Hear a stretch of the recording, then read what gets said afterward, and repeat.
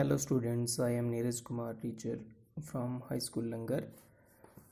तो हम 9th class की सोशल साइंस पढ़ रहे थे। कल हमने ज्योग्राफी का फर्स्ट चैप्टर पढ़ा और आज हम शुरू कर रहे हैं इकोनॉमिक्स एंड डिज़ास्टर मैनेजमेंट। तो इसका फर्स्ट चैप्टर जो है वो हम पढ़ेंगे मनी एंड बैंकिंग। तो मनी एंड बैंकिंग में मनी की बात है तो पहले हमें ये पता होना चाहिए कि मनी क्या है। तो फर्स्ट टॉपिक जो है वो हम पढ़ेंगे जो है money as a medium of exchange. तो इन आवर एवरीडेज लाइफ जब हम आगे पीछे कहीं देखते हैं तो वहाँ पे बड़ी सारी ट्रांजैक्शंस हो रही होती हैं, लोग सामान बेच या ख़रीद रहे होते हैं। तो वहाँ पे एक कॉमन चीज़ यूज़ होती है, वो है मनी। लोग पैसे देते हैं, कोई सामान खरीदते हैं तो पैसे देते हैं, या कोई बेचने वाला जैसे शॉपकीपर वगैरह हैं तो वो पैसे लेते हैं अपने गुड्स के बदले में। तो क्या हमने कभी सोचा है कि ये मनी वर्ड जो है या मनी कहाँ से आया? क्योंकि आजकल की लाइफ में हम मनी के थ्रू ही सामान वगैरह आसानी से खरीद सकते हैं।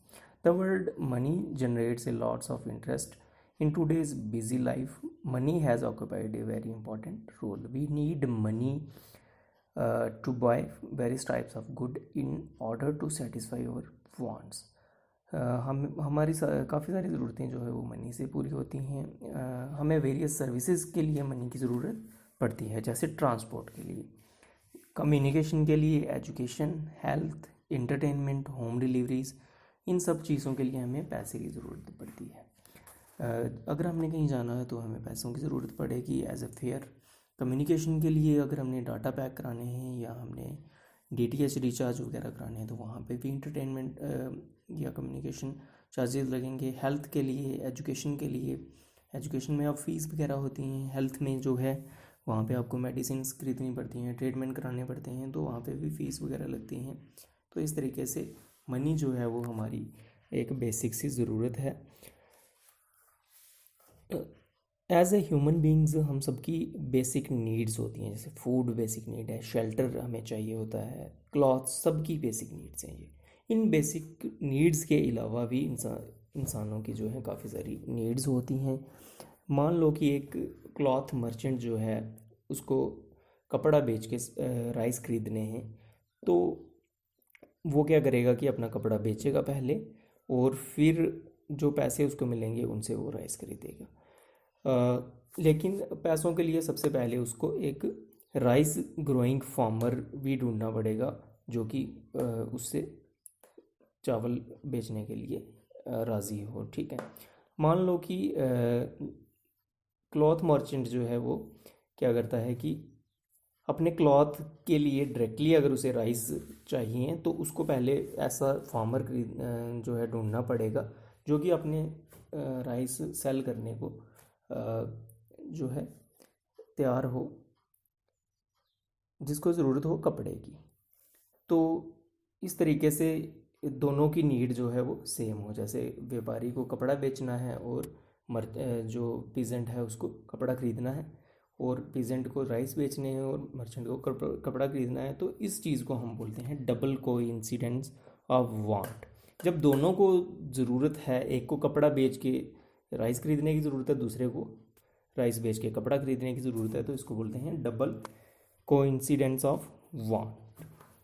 लेकिन कभी कभी क्या होता है कि मान लो कि किसान को ज़रूरत नहीं होती कपड़े की तो वो राइस नहीं बेचेगा, इसलिए उस जो मर्चेंट है उसको बड़ी मुश्किल से ऐसा कोई किसान ढूंढना पड़ेगा जो कि राइस डायरेक्टली बेच सके। तो ये जो पुराने ज़माने में सिस्टम था, ऐसी प्रॉब्लम्स को सॉल्व करने के लिए यूज़ होता था बार्टर सिस्टम, जिसमें कि goods were exchange for goods, चीज़ों के बदले चीज़ें ली जाती थी और दी जाती थी। Long before the money was invented, people exchanged services and goods for other services and goods in return। और जो मेन प्रॉब्लम है which is faced in double coincidence of want is to search for the person with required excess and need. हमें उस इंसान की ज़रूरत होती है या ढूंढना पड़ता है उस इंसान को जिसे उस चीज़ की ज़रूरत है जो आपके पास है। तो ये बहुत बड़ी प्रॉब्लम की बात है कि आपके पास जो चीज़ है, अगर आपके पास कपड़ा है, आप बेचना चाहते हो, कोई ख़रीद के उसकी जगह आपको राइस नहीं देना चाहता, तो ऐसे में प्रॉब्लम्स क्रिएट हो जाती हैं। इसीलिए जो मनी है वो हर जगह एक्सेप्ट किया जाता है, चाहे वो क्लॉथ खरीदने के लिए, चाहे वो आप राइस खरीदने के लिए यूज़ कर सकते हैं। The common medium of exchange acceptable to all is termed as money. जो कॉमन मीडियम ऑफ एक्सचेंज है वो जिसको सभी मानते हैं उसे कहते हैं मनी। तो मनी जो है ये बहुत बड़ा मीडियम है which plays an important role and crucial intermediate step and turn eliminates the need of double coincidence of want. तो डबल कोइंसिडेंस ऑफ वांट जो है उसको ये ख़त्म करता है, क्योंकि दो इंसानों को अगर ज़रूरत है तभी वो एक दूसरे को सामान एक्सचेंज करेंगे, अदरवाइज़ वो नहीं करेंगे। तो इसलिए ये डबल कोइंसिडेंस ऑफ वांट को ख़त्म करता है।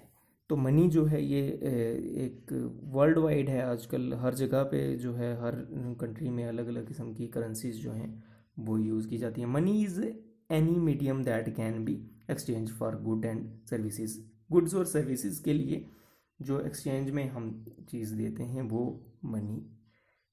उसे मनी कहते हैं। Money is the legal finder that means legally none can refuse in exchange. Exchange में मनी को कोई रिफ्यूज़ नहीं कर सकता। तो आज हमने पढ़ा मनी के बारे में कि मनी क्या चीज़ है, ये कहाँ से आया, बार्टर सिस्टम क्या है और प्रॉब्लम्स क्या हैं अगर हम बार्टर सिस्टम यूज़ करते हैं, मनी अगर नहीं होता हमारे पास।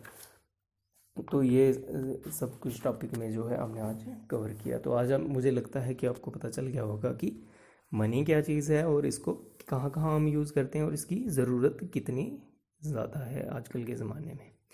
So thank you students. इसके बाद मैं आपको एक्सरसाइज देने लगा हूँ, वो आप ध्यान से नीचे जो क्वेश्चंस होंगे वो देखेंगे और उसके आंसर जो हैं वो नोट राइट